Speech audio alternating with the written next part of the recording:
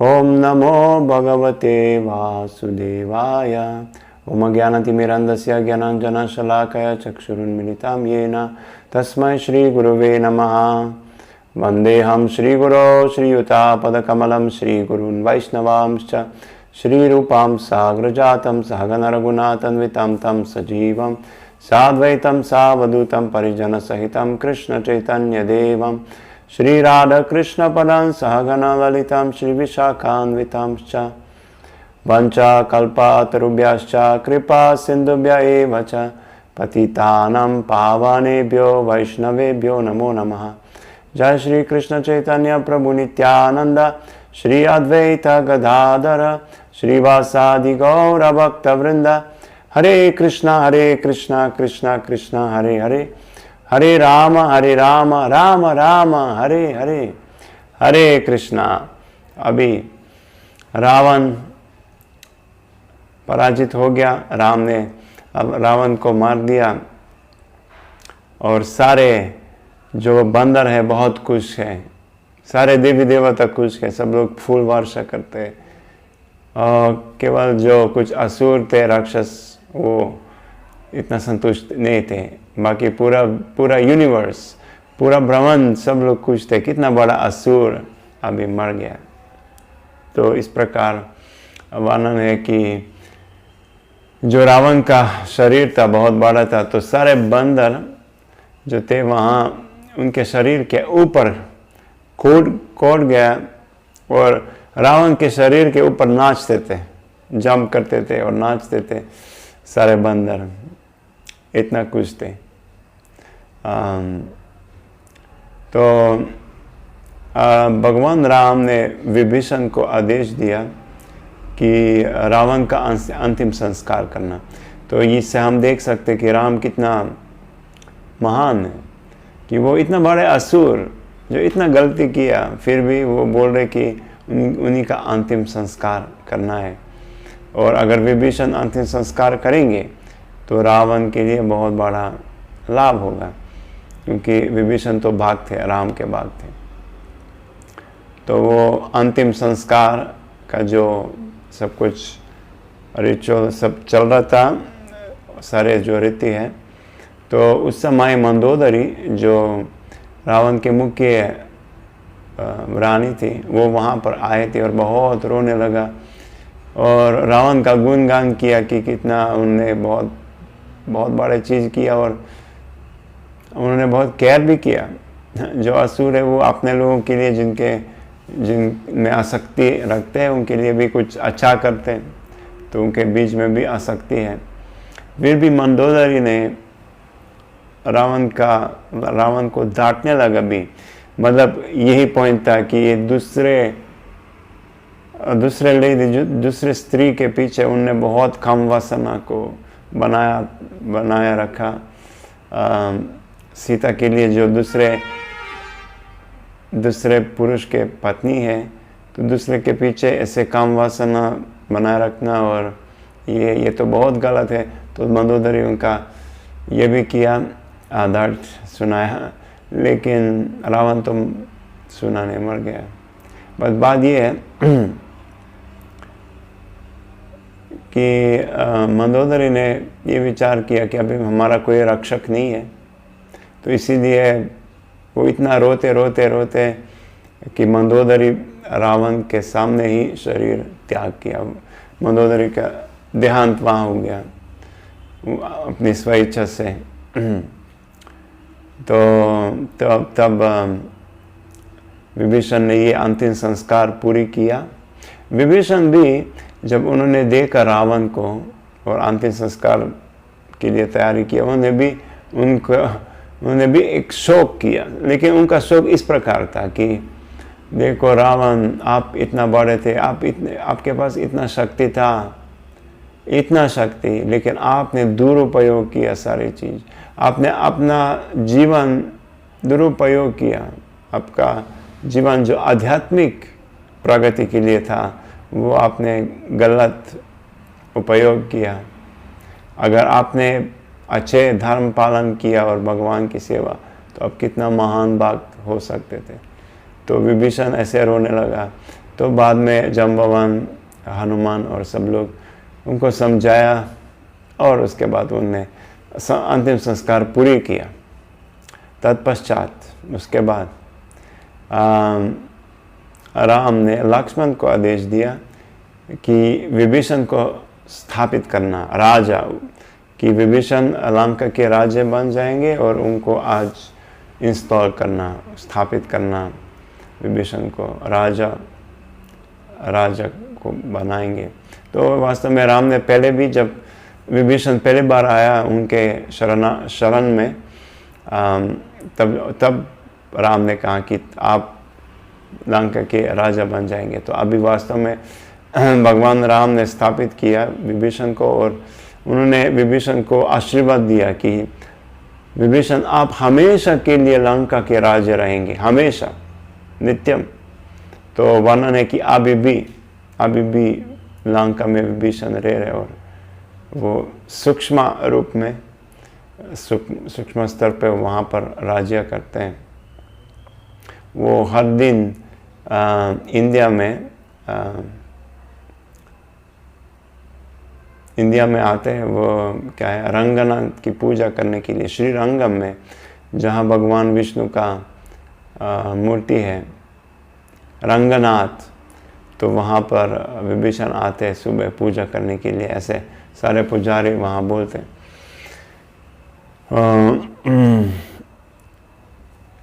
तो सारे देवी देवता आ गया उस समय जब विभीषण की वो राज्य स्थापना हुआ। तो सारे देवी देवता उनको भी आशीर्वाद दिया उसके लिए, और राम ने विभीषण को मार्गदर्शन दिया कैसे धार्मिक तरीके से राज्य करना, धर्म के हिसाब से कैसे राज्य का काम करना।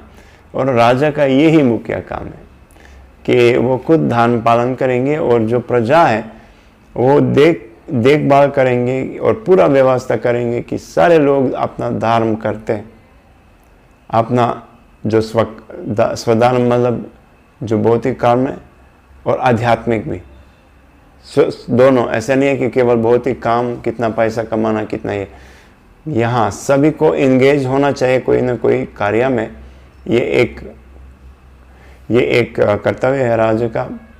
और उससे और महत्वपूर्ण है कि सब लोग धर्म पालन करते हैं, पाप नहीं होना चाहिए, क्योंकि राज्य के अंदर में 1/6 भाग पाप और पुण्य राजा के पास जाएगा। तो इसलिए राजा को खुद धर्म पालन करना और सबको सिखाना कि पाप नहीं करना, नहीं तो पाप राजा को मिलेगा। तो विभीषण इटर्नली, हमेशा के लिए लंका की राजा बन गया। तब उसके बाद तत्पश्चात राम ने हनुमान को आदेश दिया कि सीता को समाचार देना कि विजय की प्राप्त हुआ। तो हनुमान बहुत खुश थे, और वो दौड़ने लगा, कोट गया वहाँ सीता के पास अशोक वाटिका में। और सीता के पास आए तो नाचते नाचते जय श्री राम नाचते। सीता देख रहे, और सीता समझ गए कि शायद विजय हुआ, लेकिन हनुमान तो कुछ बोल नहीं पाया। वो इतना खुश थे, इतना नाचने लगा वहाँ। और फाइनली कुछ समय के बाद उन्होंने सीता को प्रणाम दिया और कहा कि राम ने रावण को मार दिया, और रावण के आदेश के हिसाब से बाकी सारे असुरों को मार दिया। केवल जो स्त्रियां थी लंका में, उसको नहीं मार दिया, उसको स्पेयर किया, उसको माफ हुआ। बाकी सारे पुरुष, सारे जो असुर थे, राक्षस, सबको मार दिया। और इस प्रकार तो तब हनुमान ने प्रतीक्षा किया कि सीता क्या बोलेंगे। तो सीता अभी इतना समय इतना संघर्ष के बाद इतना अच्छा समाचार मिला, इतना अच्छा वो मिला कि अभी विजय हुआ, राम ने मार दिया रावण को, कि वो सीता आनंद और सुख के वजह से बोल नहीं पाया, कुछ बोल नहीं पाया। और तब हनुमान प्रतीक्षा कर रहे हैं, और बहुत समय के बाद बोल रहे, कृपया सीता देवी आप कुछ बताइए, राम को क्या बोलूं। सीता ने कहा कि वास्तव में मैंने विचार किया कि आपने मुझे इतना अच्छा समाचार दिया, कि मैं आपको क्या दूंगी, क्या उपहार दूंगी, कुछ देना है आपको लेकिन मेरे पास कुछ नहीं है। तो इस प्रकार सीता ने हनुमान का गुणगान किया। तब क्या हुआ, सीता के आसपास जैसे पहले हमने श्रवण किया कि बहुत सारे राक्षसी थे जो सीता को गार्ड करते थे, द्वारपाल, वो चौकीदारी जैसे, और हमेशा वो लोग सीता को परेशान किया ने, क्योंकि रावण ने आदेश दिया सीता को समझाना है कि वो मुझे स्वीकार करेंगे। तो अभी हनुमान ये सारे राक्षसी देखा और तुरंत वो अपना उनका चेहरा जो है बदल गया, तुरंत गंभीर हो गया और गुस्सा कर रहे हैं। सीता हनुमान को देख रहे, हनुमान क्या हुआ? तो हनुमान बहुत गुस्से में है। तो सीता ने कहा, मतलब हनुमान ने कहा कि आप मुझे 1 मिनट दीजिए, 1 मिनट, ये सारे राक्षसी को मारूंगा, सबको काटूंगा, मतलब सबको मारूंगा। तो सीता ने कहा अरे रुको रुको। हनुमान ने कहा कि ये लोग तो इतना मायनों से आपको इतना परेशान किया, बोलने से वो आपको इतना परेशान किया, तो सबको मारूंगा भी। तो सीता ने कहा हनुमान रुकिए रुकिए। तो सीता ने मना किया। क्या है कि सीता ने कहा कि ये जो राक्षसी है वो रावण के आदेश के अनुसार ऐसा किया, वो अपने हिसाब से नहीं किया। और ये लोग ऐसे उनका जन्म और यदि पाप ही है, वो राक्षस कुल में जन्म लिया तो वो ऐसे ही परेशान है और स्त्री है, इसलिए आप उसको, मैं, सीता ने कहा मैं सबको माफ़ करती हूँ, सबको माफ़ करती हूँ, तो हनुमान आप भी माफ़ कीजिए। तो हनुमान कूल डाउन हो गया और सारे जो राक्षसी थी वहाँ पर सब लोग सीता के चरणों पर प्रणाम दिया। और त्रिजाता भी थी, वो हंसती थी, वो तो पहले से सीता की सहायता किया और सेवा किया, जो विभीषण की पुत्री थी। तो उसके बाद भगवान राम ने विभीषण को आदेश दिया कि सीता को यहाँ लाना है हमारे पास। और लेकिन अभी क्योंकि सब लोग आ गया, देवी देवता भी, ऋषि मुनि सब लोग थे वहाँ, तो सीता को अच्छे कपड़े, अच्छे पूरा स्नान करके, पूरा अलंकार, माला, सब कुछ उनको पहनाना है और सब तैयार करना और लेके आना। जो विभीषण सीता के पास जब आए तो विभीषण ने बताया कि राम का आदेश किस प्रकार की है कि सीता को अच्छे स्नान करके सुंदर वस्त्र पहन के आना है। तो सीता ने कहा सबसे पहले कि नहीं, मैं ऐसे जाऊंगी कि लोग देखेंगे कि मैं किस परिस्थिति में हूँ, क्योंकि सीता 11 महीना कुछ खाया नहीं, स्नान नहीं किया, केवल रोया और सोया भी नहीं। तो इसी सीता ने कहा कि आप ऐसे कि लोग देखेंगे कि मैं वास्तव में कैसे हूँ। तो फिर भी विभीषण ने कहा कि राम का आदेश ऐसा है तो हमें पालन करना चाहिए। तो तब भी सीता ने स्वीकार किया, सीता ने स्वीकार किया। और तब स्वर्गलोक से सारे अप्सरे आए और सीता की स्नान कराया, सीता को पूरा पहनाया, सब कुछ बहुत सुंदर। और वर्णन ने कि सीता केवल ये विचार से कि अभी राम से मिलूंगी, इसके वजह से उनकी शरीर और भी ज़्यादा सुंदर हो गया, सुंदरता प्रकाश हो गया। खंबर ऋषि बोलते कि सीता की सुंदरता वर्णन से परे था, बियॉन्ड डिस्क्रिप्शन, उसको हम वर्णन नहीं कर सकते। तो इस प्रकार उसके बाद विभीषण ने सीता को लेके आया राम के पास। तो जब सीता उसी सभा में आया जहाँ पर राम थे, लक्ष्मण, हनुमान, चंबा, सब लोग और सारे देवी देवता, तो उस समय बहुत अद्भुत, बहुत कठोर परिस्थिति हो गया। कठोर क्या, अभी तो सीता इतना समय के बाद राम से मिला, इतना संघर्ष के बाद, तो अभी बहुत खुशी होना चाहिए। लेकिन क्या हुआ, राम ने सीता को देखा और उन्होंने कहा, बहुत कठोर भाषा, सीता आप ये असुरों के घर पे रहती थी 11 महीने और असत्संग, तो जरूर है कि आपका चरित्र खराब हो गया। मतलब आपका चरित्र खराब हो गया इतना समय ऐसे असुरों के साथ रहने से, और आप फिर भी जी रहे हैं। सीता तो वज्र जैसे लग गए सीता के दिल में, राम क्या बोल रहे।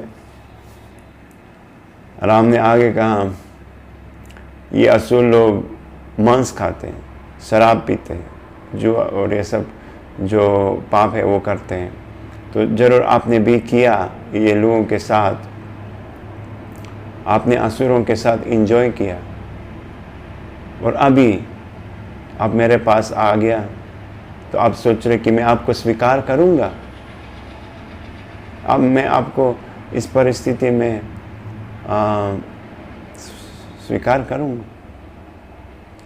तो हम जानते हैं कि सीता तो मांस खाने की बात छोड़ दो, वो कुछ खाया नहीं 11 महीने, कुछ खाया नहीं और सोया भी नहीं। ये जानते हैं हम, बट अभी राम ऐसे बोलते हैं। राम ने कहा कि मैं यहाँ पर आया युद्ध करने के लिए अलग कारण से। कारण ये है क्योंकि मैं रघुवंश के पुत्र हूँ, दशरथ महाराज अयोध्या के राजा, उन्हीं के पुत्र हूँ। और क्योंकि मेरी पत्नी को कोई पकड़ के चले गया, तो मेरा कर्तव्य, मेरा धर्म था आना और युद्ध करना और उसको पराजित करना। नहीं तो हमेशा हमारा रघुवंश उसका गलत मतलब उसका नाम खराब हो जाएगा। तो मैं ये नाम, रघुवंश का नाम को रक्षा करने के लिए, जो विश्व का राजा है उनकी रक्षा करने के लिए, उनका जो नाम है, उसका जो यश है, उसकी रक्षा करने के लिए मैं यहाँ पर आया, और मैं रावण और सारे राक्षसों को मार दिया और पत्नी को बचा लिया। मेरा कोई आसक्ति, आपसे कोई आसक्ति नहीं है अभी, ऐसे राम ने कहा। तो मैं अपनी जो मेरा कर्तव्य है मैंने पूरी किया। और राम ने कहा कि जरूर आपके दिल में कोई प्रेम नहीं है मेरे लिए। राम ने सीता को कहा, आपके अंदर में कोई प्रेम नहीं है मेरे लिए।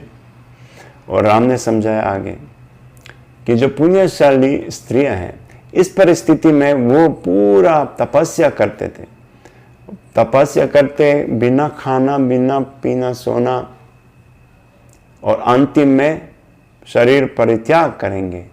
ये जो पुण्यशाली स्त्री है तो इसी परिस्थिति में ऐसे ही करते थे। लेकिन आप तो जी रहे हैं।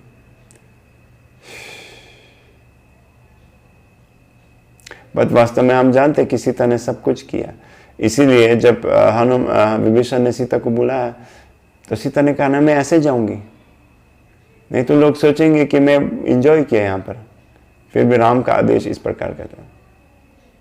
तो अभी हम देख सकते कि राम मर्यादा पुरुषोत्तम वो मनुष्यों को सिखाना चाहते कि पतिव्रता कितना महत्वपूर्ण है।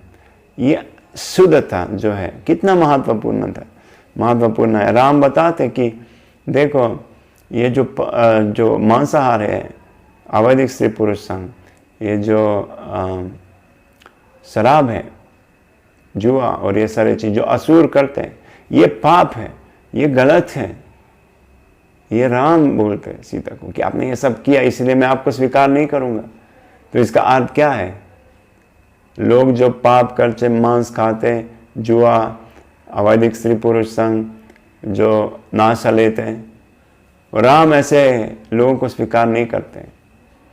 कई बार लोग करते सब कुछ, मतलब राम कथा सुनते, राम नाम बोलते सब, लेकिन पाप भी करते। लेकिन राम उससे संतुष्ट नहीं है। इससे पता चलता है इस कथा से, जहाँ राम खुद सीता को ऐसे बोलते, जो राम तो इतना रोया सीता के लिए, बार बार सोचा, अभी ये बोलते। ये हमारे लिए शिक्षा है। आगे हम देखें क्या हुआ। तो राम ने कहा, अगर आप ये नहीं कर सकते तपस्या और शरीर त्याग, तो सीता आप जा सकते कहीं भी। अभी आप है फ्री है जाने के लिए, कहीं भी जा सकते। मतलब यहाँ पर राम ने भी दिखाया कि उनका आसक्ति नहीं है, जो भगवान का एक ऐश्वर्य में से एक है। ज्ञान वैराग्य योशव शोना भागयति गना। वैराग्य, भगवान का कोई आसक्ति नहीं है किसी भी चीज में। तो ये सीता के माध्यम से उन्होंने ये भी दिखाया।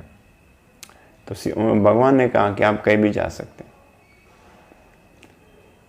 तो वास्तव में सीता की जो प्रेम है राम के लिए वो असीमित है, अनलिमिटेड है। तो वर्णन है कि उस समय सीता इतना रोने लगा कि सीता के आंख से आंसू नहीं आया, परंतु खून, सीता के दिल से खून आया आंख के माध्यम से, इतना रोया। तत्पश्चात सीता ने बताया, सीता ने बोलने लगा। सीता ने कहा कि क्या हनुमान आपको नहीं बताया कि मैं कितना रोया, कि मैं स्नान भी नहीं किया, कि मैं खाया नहीं, कि मैंने पूरा, जैसे आपने कहा, तपस्या किया, कि मैं कभी मन में भी रावण को स्वीकार नहीं किया। हनुमान आपको नहीं बताया इसके बारे में।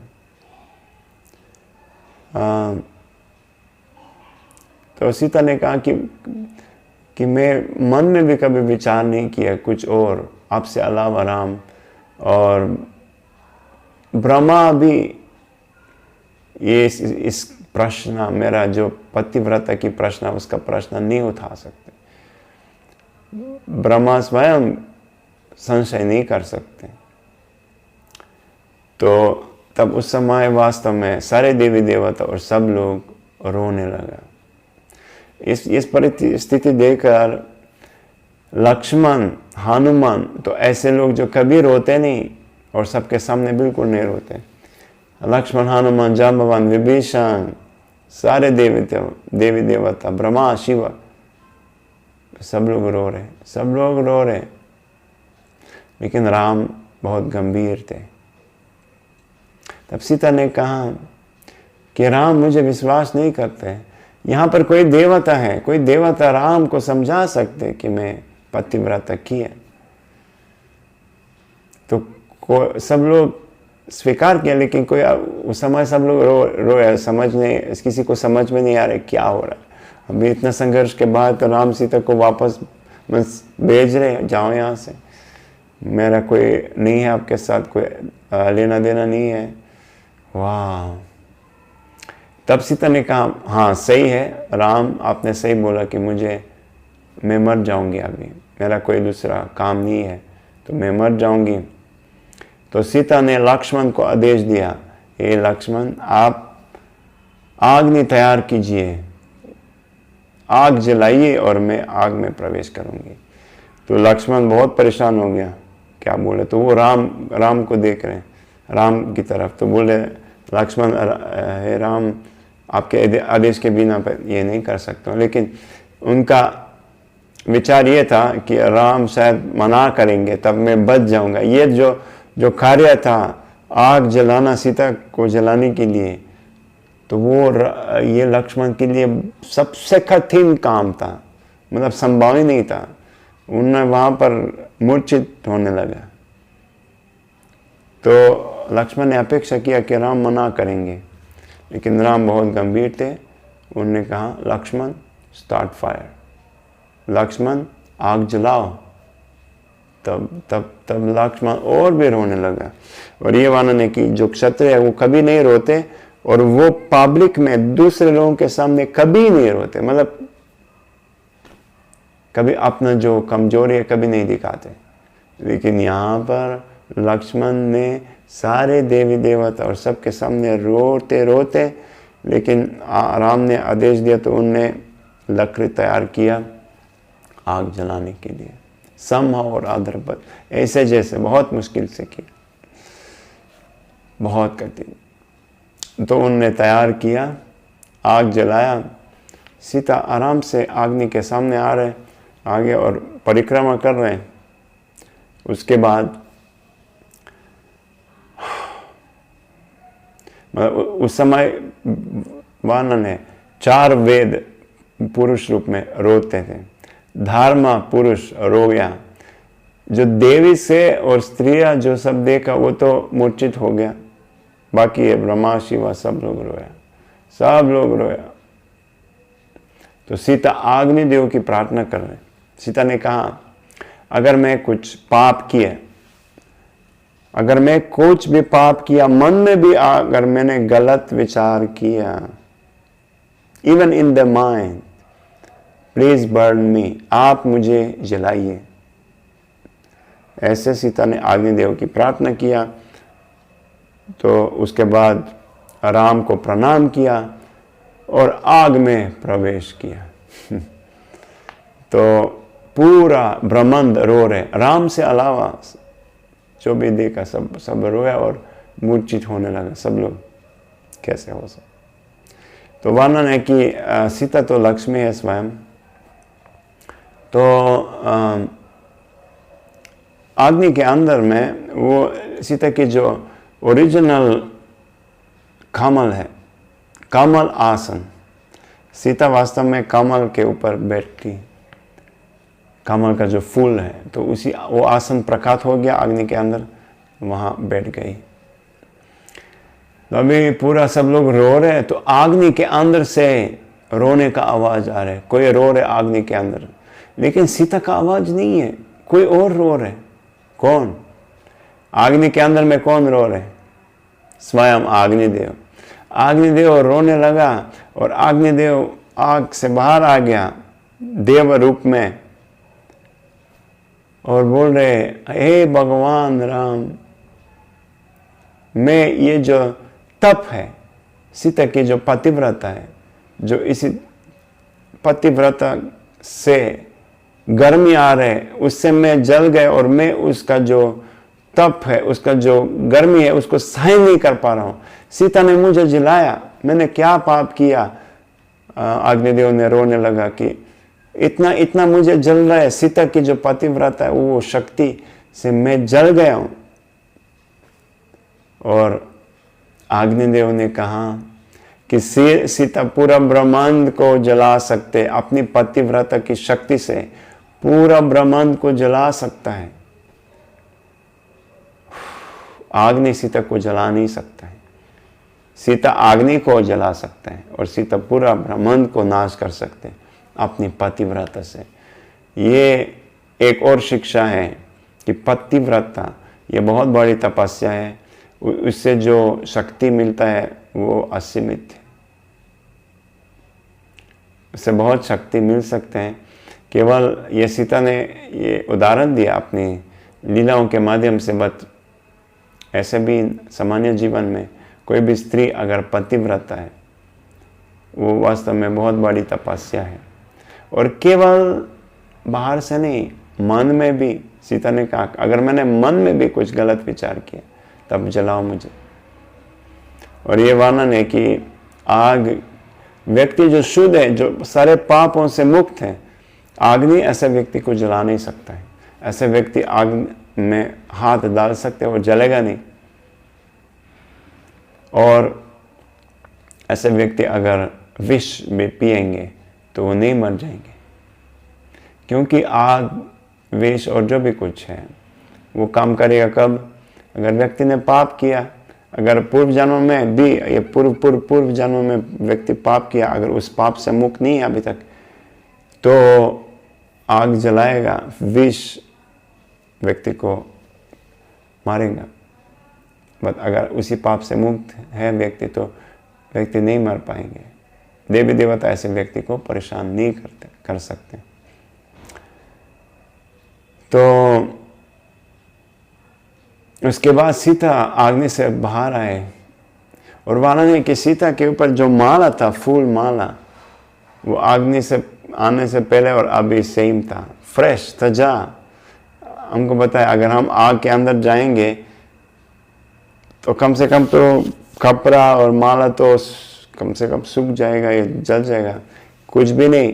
सीता की जो सारी माला कुछ भी नहीं था। सीता के सर पर जो पहले तोरा पसीना था अभी भी था, मतलब कि वो नहीं सूख गया अभी, मतलब कि अग्नि तोरा सा भी सीता को स्पर्श नहीं कर पाया, कुछ भी नहीं। तो तब राम ने अग्निदेव को पूछा कि आप कौन हैं कि आप ऐसे बोल सकते कि सीता शुद्ध है। तो अग्निदेव ने कहा कि इस ब्रह्मांड के अंदर में मैं अथॉरिटी हूँ, मैं साक्षी हूँ, कौन पाप से मुक्त है और कौन नहीं है। और अग्निदेव ने समझाया कि जो भी संस्कार है, विवाह संस्कार, जो भी संस्कार है जीवन में, हमेशा अग्निदेव साक्षी है, क्योंकि संस्कार जो करता है तो उस समय यज्ञ, होम यज्ञ, वहाँ अग्नि उपस्थित है। तो अग्निदेव ने कहा कि मैं सीता को जानता हूँ बचपन से, मैं हमेशा उपस्थित था जो भी संस्कार था, और इसीलिए मैं जानता हूँ कि सीता की मन, सीता के दिल पूरा पवित्र है। मैं कॉन्फर्म करता हूँ, मैं इसको स्थापित करता हूँ। अग्निदेव ने कहा कि सीता जन्म से अभी तक सेम पूरी तरफ से शुद्ध है। तो ये अग्निदेव ने स्थापित किया। और अग्निदेव ने कहा अगर सीता असंतुष्ट है ऐसे जैसे, तब बारिश नहीं गिरेगा, बारिश नहीं गिरेंगे अगर सीता अप्रसन्न, धर्मा अपनी सीधे रास्ते पर नहीं चल सकते अगर सीता असंतुष्ट है। और अगर सीता असंतुष्टि से ब्रह्मा को श्राप देंगी तो ब्रह्मा भी नष्ट हो जाएंगे और मर जाएंगे अगर सीता श्राप देंगे। ये अग्निदेव ने कहा। और हनुमान ने भी ये सब समझाया। नहीं, हनुमान ने पहले ऑलरेडी समाचार दिया सीता के बारे में। तो तब राम ने सीता को स्वीकार किया। जय श्री राम, जय सीता।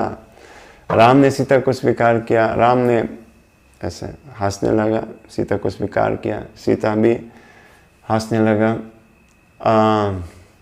तो ऐसे हुआ, भगवान ने सीता को स्वीकार किया। सब लोग खुश थे, मतलब सबको आराम मिला। भी पूरा सब लोग देखा, सब ऐसे हुआ। तो उसके बाद शिव, ब्रह्मा और अन्य देवता जो उपस्थित थे, पहले ब्रह्मा ने, उन्होंने सबको संबोधित किया। उन्होंने सीता के बारे में बताया कि सबसे पहले ब्रह्मा ने स्थापित किया कि जो राम कौन है। ब्रह्मा ने कहा कि जो राम है वो भगवान विष्णु ही है, और विष्णु जो है वो सारे सारे देवताओं के स्रोत है और सारे देवताओं के स्वामी है, और वो सारे ब्रह्मांडों के सृष्टि करता है, वास्तव में क्रिएटर ऑफ द यूनिवर्सेस। तो ये जो राम है वो स्वयं विष्णु है, उनके समान और उनके ऊपर कोई है नहीं। असम ऊर्ध्व ये वर्णन है। और ये उसी समय ब्रह्मा ने भी स्थापित किया कि भगवान राम के समान और उनसे ऊपर कोई है नहीं, वही ईश्वर और स्वामी है सारे जीवों के। और जो सीता है वो उनकी अंतरंग शक्ति है, जो लक्ष्मी है।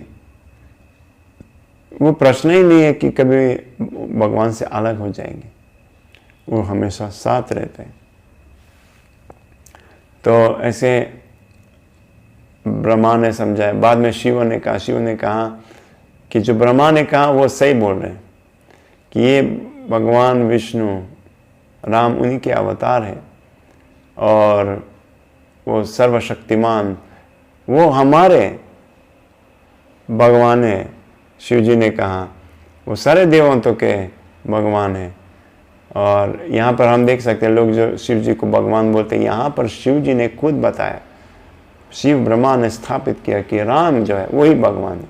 क्योंकि वहाँ क्वेश्चन आता है जब रामेश्वरम में भगवान राम ने शिव जी की पूजा किया, इसका अर्थ है कि शिव जी भगवान है और राम उनके भक्त है।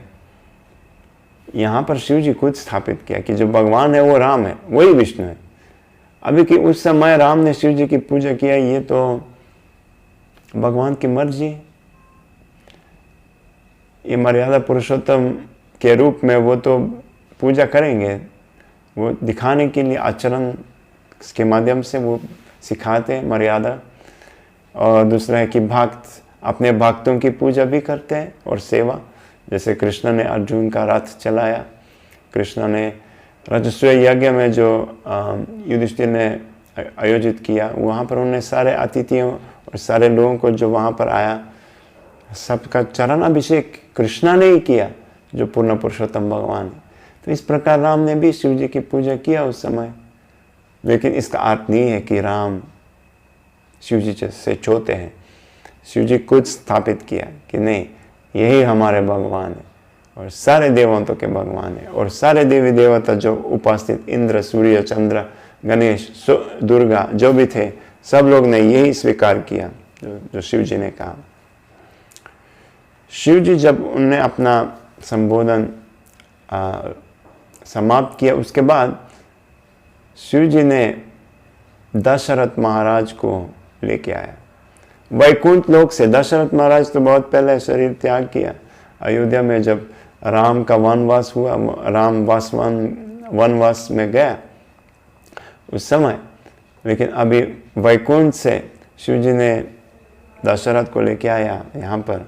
तो सब लोग भगवान राम, लक्ष्मण, सीता और सब लोग दशरथ को दंडवत प्रणाम किया और बहुत खुश थे दशरथ को देखने से।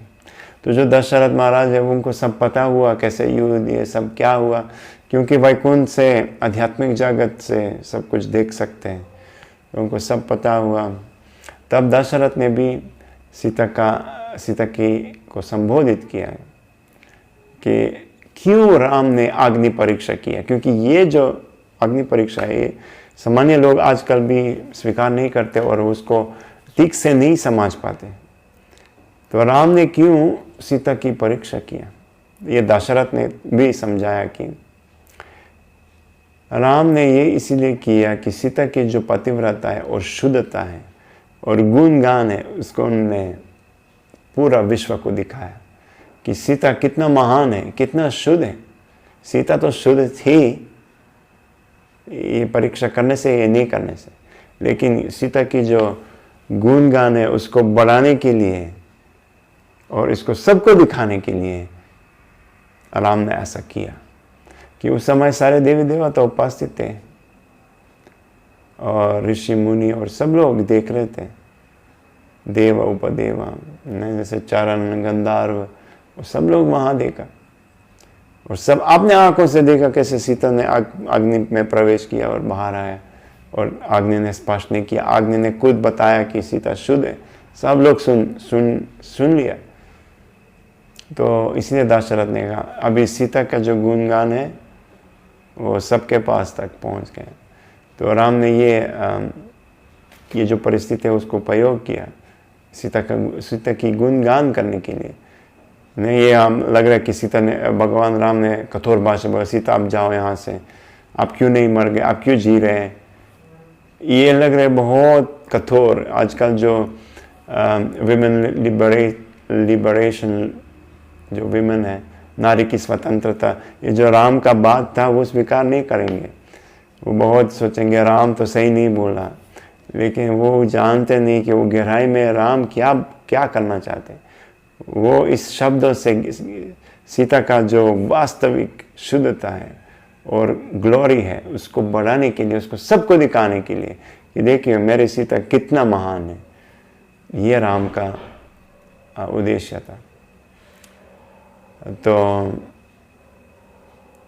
कोई सीता को अभी पूछ नहीं सकते, बोल नहीं सकते, प्रूव्ड है कि ये प्रमाणित है। कि सीता शुद्ध है। और दूसरा एक और दोबारा शिक्षा सारी स्त्रियों के लिए, कितना पतिव्रता कितना महत्वपूर्ण चीज़ है, कितना इम्पोर्टेंट है, जो आजकल पालन नहीं हो रहा है इतना। इसलिए श्रील प्रभुपाद ने कहा, इसलिए आजकल समाज में इतना प्रॉब्लम्स है, क्योंकि जो स्त्रियाँ हैं वो पतिव्रता नहीं करते, इसीलिए इतना दिक्कत है। ऐसे समाज में झगड़ा, और ये अलग बात है, ये भी है। और दूसरा है देवंतों का जो तप, गर्मी, बारिश समय से नहीं आ रहे, और ये सब ये पाप के वजह से ये सब है। समाज में असंतुष्टि ये इसीलिए है, पाप के वजह से। और ये इसमें से ये एक है कि पतिव्रता नहीं है स्त्रियाँ। तो लेकिन ये पालन करना चाहिए। सीता ने उदाहरण दिया, उदाहरण दिखाया।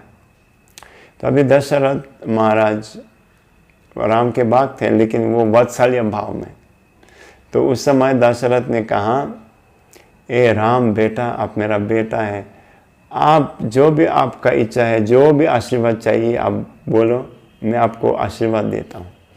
अभी आशीर्वाद देने वाला कौन है? भगवान ने। लेकिन दशरथ महाराज ने यहाँ पर वात्सल्य भाव, जैसे यशोदा माया और नंदा महाराज कृष्ण के माता और पिता हैं, इस प्रकार दशरथ महाराज राम के पिताजी के उसी भाव, वात्सल्य भाव में बोले, अरे बेटा आशीर्वाद मांगो, जो भी आपका इच्छा है मैं आपको आशीर्वाद देता हूँ। तो राम ने कहा कि वास्तव में मेरा ये केवल इच्छा था कि मैं जानता हूँ कि आप कितना परेशान थे, वैराग्य मतलब हमसे विप्रलम्ब, हम तो गया वनवास और आप इसके वजह से शरीर परित्याग किया। तो मैं भी खुद आपको मिलने के लिए जाने वाला था, जाना चाहता था वैकुंठ में, लेकिन अभी आप यहाँ पर आ गए और मैं बहुत खुश हूँ कि आप यहाँ पर हैं। बस यही है, ये हो गया, अब तो आ गया, मैं खुश हूँ, मुझे कुछ और नहीं चाहिए। अरे दशरथ ने कहा, ठीक है ठीक है ठीक है, पूछो पूछो, बोलो बोलो कुछ और, मैं आपको आशीर्वाद देता हूँ। तो राम ने कहा, ठीक है, तो मुझे 2 आशीर्वाद चाहिए। कौन सा आशीर्वाद? भारत और कैकेयी। भारत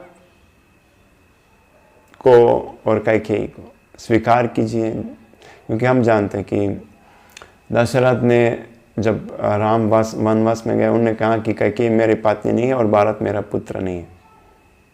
उन्होंने बहुत गुस्सा किया, बहुत क्रोध में थे। तो राम ने कहा कि आप भारत और कैकेयी को स्वीकार कीजिए और उनको माफ़ कीजिए। ये 2 आशीर्वाद चाहिए, भारत के लिए और कैकेयी के लिए। तो दशरथ ने कहा कि हाँ, भारत तो ठीक है, मैं जानता हूँ कि भारत कुछ गलती नहीं किया, वो तो मेरा पुत्र है सब, कैकेयी को कैसे माफ़ करूँ? मैंने इतना ये किया कि आप इतना परेशान, सब लोग परेशान, पूरा सब। फिर भी राम ने कहा कि वास्तव में कैकेयी की गलती नहीं हुई, गलती तो मेरा था, राम ने कहा। तो राम ने ये सारे गलतियों को अपने ऊपर रख दिया। बोले कि मैं तो ऐसे राज्य स्वीकार करने वाला था, आपने बोला तो मैं सोचा नहीं कि राज्य करने से इतना पाप का जिम्मेदारी लेना पड़ेगा और ये सब। तो राम ने एक बहाना बनाया कि नहीं, मेरा गलती। तो बाद में राम ने कहा, आपने कैकेयी को 2 आशीर्वाद दिया, तो मुझे भी यही दोनों आशीर्वाद चाहिए, कैकेयी को भी आप माफ़ कीजिए। तो दशरथ ने स्वीकार किया और माफ़ किया। और ये हम देख सकते हैं, अगर आशीर्वाद मांगना है तो आपने लिए नहीं है। राम ने आपने लिए कुछ भी नहीं बोला। हमने पहले सोचा थी कि दशरथ को उनको मिलने के लिए जाएंगे कि वो संतुष्ट होंगे, वो तो आ गया। अभी और क्या, तो भारत कैकेयी आपने लिए तो कुछ नहीं, ठीक है। तो ये हो गया। उसके बाद देवी देवता, अभी तो दशरथ महाराज तो वात्सल्य भाव में है, तो कि उन्हें आशीर्वाद के लिए बोला, देने के लिए बोला, तो ठीक है। अब देवी देवता, ब्रह्मा शिव, बाकी देवता सब आ गया, सब ये सुन के वो भी इंस्पायर हो गया कि हम भी कुछ आशीर्वाद देंगे। तो अभी देवी देवता तो वात्सल्य भाव में नहीं है, फिर भी बोलते हैं, हे भगवान आप कुछ आशीर्वाद मांगिए। आप सोचिए, भगवान जो है, सब थोड़ा देर पहले बात हुआ कि ये हमारे भगवान है, तो सब जानते थे कि ये भगवान है जो आशीर्वाद देने वाले हैं। सब जानते कि विष्णु ही सबसे अच्छा आशीर्वाद दे सकते। फिर भी अभी सब देवी देवता आ गए और बोलते, ये राम, हम भी कुछ आशीर्वाद देना चाहते आपको। तो ये कैसे समझना है? समझना ये है कि देवी देवता तो ऐसे सामान्य लोगों को आशीर्वाद देते, मनुष्यों को। तो राम एक मर्यादा पुरुषोत्तम, एक मनुष्य रूप में, राजा के रूप में है, तो देवता आशीर्वाद देंगे, प्रसन्न थे।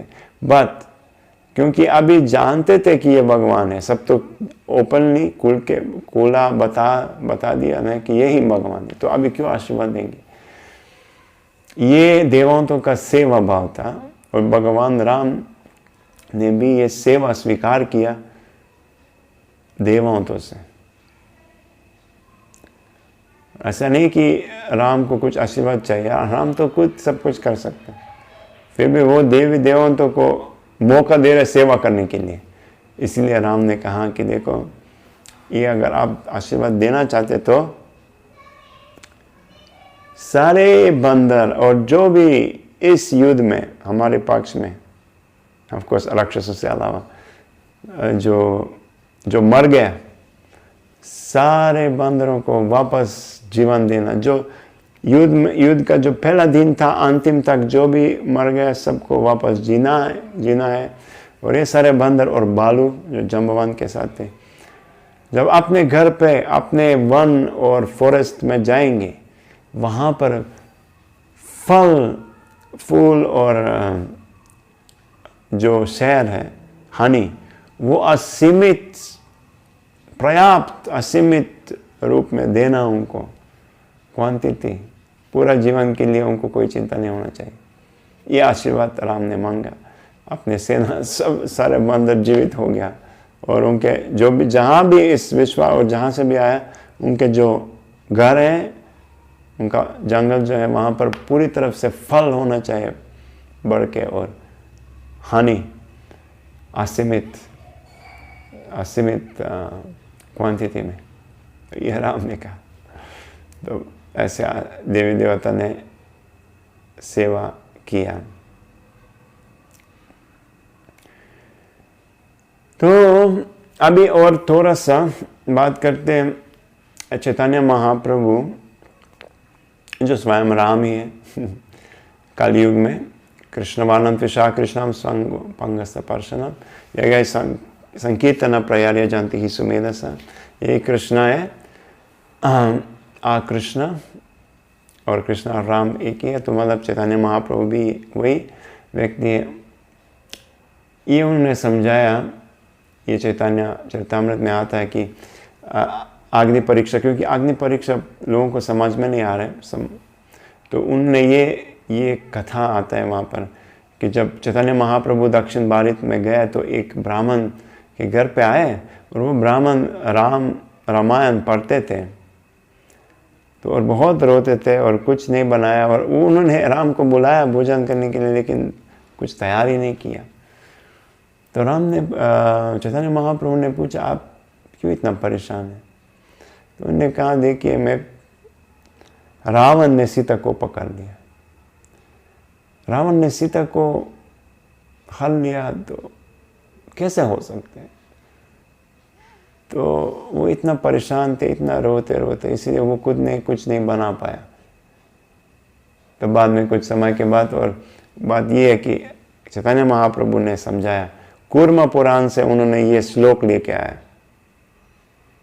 कूर्म पुराणों में वर्णन है रामायण के बारे में, उसका अलग तरीक़े से वर्णन है वहाँ पर, कि वास्तव में जो रावण है और ऐसे असुर सीता को स्पर्श नहीं कर सकते। तो वर्णन है कि उस समय जब रावण ने सीता को पकड़ने के लिए गया, तो अग्निदेव ने माया सीता को बनाया, एक दूसरा रूप सीता, और जब रावण ने लेके गए तो वही सीता को लेके गया, लेकिन जो वास्तविक सीता थी वो अग्निदेव के पास थी, और अग्निदेव ने 11 महीने उनकी सीता की पूजा किया। और लंका में जो गए, ये दूसरा एक मोह की सीता था, वास्तविक सीता नहीं थी। तो युद्ध चल रहा समाप्त हो गया। अभी सीता को वापस देना, तो अभी वास्तविक सीता को वापस लेने के लिए जो अग्नि परीक्षा हुआ, तो माया सीता ने अग्नि में प्रवेश किया, अग्नि ने, और जो वास्तविक सीता थी जो अग्निदेव के पास थी, वो अग्नि से बाहर आ गया। तो वास्तविक सीता को वापस स्वीकार करने के लिए ये अग्नि परीक्षा हुई, ये हुआ उसमें। तो बात ये है कि जो भौतिकतावादी लोग हैं, जो भी व्यक्ति पाप से पूरी तरफ से मुक्त नहीं है, तो वो आध्यात्मिक चीज़ों को स्पर्श नहीं कर सकते। और जब बस हम लक्ष्मी के बारे में बात कर रहे, सीता जो लक्ष्मी है, तो कोई सामान्य व्यक्ति भी सीता और लक्ष्मी को स्पर्श नहीं कर सकते। और ये बड़ा असुर क्या करेंगे जो इतना पाप किया। तो रावण सीता को स्पर्श नहीं किया, जो लेके गया लंका में वो माया की सीता थी, अलग रूप था। तो ये भी एक एक्सप्लेनेशन है। और एक तीसरा जो वर्णन है कि अग्नि परीक्षा और रामायण में क्यों इतना दुख। हम अध्यात्म के बारे में बात करें तो आनंद होना चाहिए, आनंद की बात है। तीसरा एक्सप्लेनेशन श्री रूप गोस्वामी और बाकी जो आचार्य हैं, रस आचार्य, वो बताते वो संभोग और विप्रलम्ब। संभोग सेवा मतलब कि जब भगवान और उनके बाग एक साथ हैं, कृष्णा गोपियों के साथ, राधारानी के साथ जब साथ है, वो आनंद एक प्रकार की है। लेकिन उससे बड़ा आनंद है विप्रलम्ब, ये विराग सेवा में। जब ये दो भगवान और भक्त, जिनके भक्त के अंदर में भगवान के लिए प्रेम है, लेकिन वो अलग रहते हैं, अलग है, और वो विचार करते कि कब हम मिलेंगे, कैसे हम मिलेंगे। वो जो आनंद है, वो संभोग जब साथ है, उससे बहुत ज़्यादा है। तो इसलिए भगवान ने इस लीला में ये भी किया, अपनी आनंद के लिए ये वैराग भाव। आध्यात्मिक जो स्तर है, उसमें वहाँ पर जो दुख है अलग प्रकार का है। यहाँ भौतिक स्तर पे जो दुख है, वो कोई नहीं चाहते। वो हम अच्छे चीज़ चाहते हैं, हमारे अपने प्यारे लोगों से मिलना से, प्यार करना है, साथ रहना है, ये सब अच्छा लगता है। हम अलग से हो जाते हैं, हम दुखी हैं। लेकिन आध्यात्मिक स्तर पे जब अलग हो जाता है और जब अंदर में और ज़्यादा विचार करते हैं एक दूसरे के बारे में, तब वो आनंद बहुत ज़्यादा है। इसीलिए भगवान ने ऐसे परिस्थिति क्रिएट किया कि उसमें जब भगवान राम रो रहे, सीता गया, रावण ने पकड़ लिया, सीता कहाँ है, सीता कहाँ है, सीता ने वहाँ लंका में रोया। तो वो जो 11 महीने सीता ने इतना परेशान थी, ऐसा लग रहा है, वो वास्तव में और ज़्यादा आनंद था, बहुत आनंद सीता के लिए। इसी सिद्धांत के हिसाब से, रूपा गोस्वामी के हिसाब से वो आनंद ज़्यादा था। और जो संघर्ष था, बंदर लोग जो युद्ध कर रहे थे राम के लिए, वो उसमें भी आनंद था। एक्चुअली ऐसा नहीं था कि वो परेशान थे, जब भी बीच में लगा कि परेशान, लेकिन वो क्योंकि राम के लिए चल रहा है, वो आनंद में है सब लोग। वो हम सब सामान्य लोग नहीं समझ पाते। तो आनंद बढ़ाने के लिए सब घटना आता है शुद्ध भक्तों के लीला में भगवान के साथ। भगवान उपस्थित है फिर भी।